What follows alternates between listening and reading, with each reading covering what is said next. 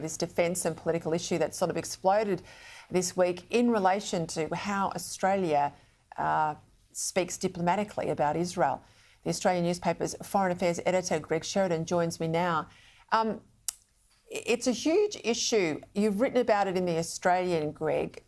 Help us understand why the move this week from Penny Wong to now refer to West Bank settlements and Gaza settlements as illegal under international law. And I guess the concern I have that this is an end to what has been many years of bipartisanship on the issue of Israel and these settlements. Well, Peter, you're right. The issue is diabolically complicated. Israel withdrew all its settlements from Gaza, so there are settlements in the West Bank. Israel also annexed East Jerusalem, but some people consider all the Jewish presence in East Jerusalem, even at the Wailing Wall and the Temple Mount and so on, to be settlements.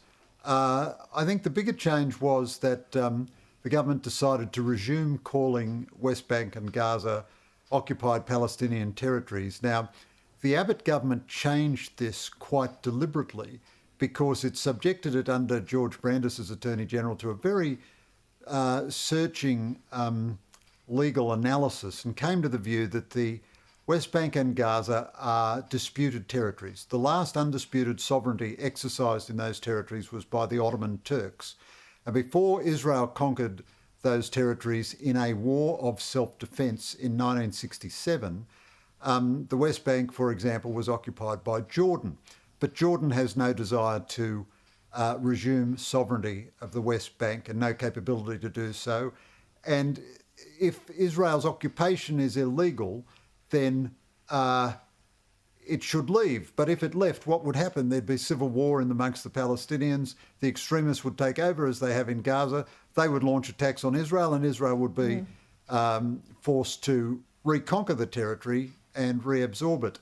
On the issue of settlements, because it's disputed territory, I think Israel is ill-advised to expand the settlements, because if Israel itself believes in a two-state solution, then there will have to be territory which the Palestinians can build a state on. But defining all Jewish presence in the West Bank or in East Jerusalem as illegal, I think is wrong on the law, wrong morally, and politically wrong too. And it's just a way to try to appease the left in the hope that they don't pass more embarrassing resolutions against the Albanese government at the National Conference of the ALP.